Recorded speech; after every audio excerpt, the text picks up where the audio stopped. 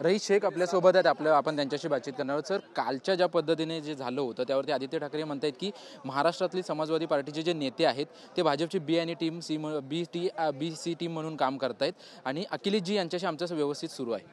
त्यांनी पहिले खुलासा करावा की महाविकास आघाडीचं जे गठन झालेलं आहे ते सेक्युलर भूमिकावर झालेलं आहे. आपल्याला सेक्युलर विचारांना जपन करायचं आहे तर मिलिंद नार्वेकरची ट्विटवर त्यांचं काय भाष्य आहे ते इम्पॉर्टंट आहे, ते पहिले बघा. आणि जे बी टीम वगैरे त्यांनी सांगितलं आहे मला त्याच्यावर काय भाष्य करायचं नाही आहे. नाना पटोले साहेबांशी माझं बोलणं झालेलं आहे.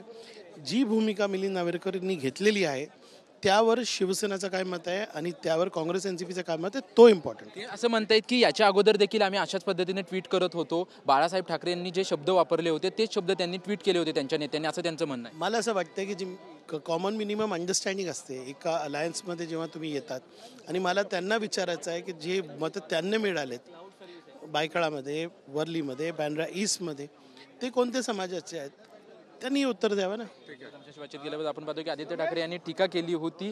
त्यांनी उत्तर द्यावं की आमच्या समाजाचे आमच्या पार्टीचे जे तुम्हाला मतदान मिळाले आहे ते कशाच्या जोरावर मिळाले आहेत याचं त्यांनी उत्तर द्यावं, अशी प्रतिक्रिया जी आहे ती रईस शेख यांनी दिलेली आहे. कॅमेरामन गणेश राठेसह निवृत्ती बाबर, TV9 मराठी, मुंबई.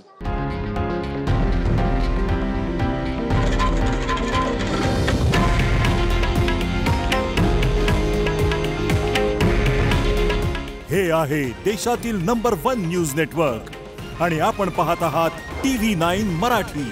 काळजी तुमची, हित महाराष्ट्राचं.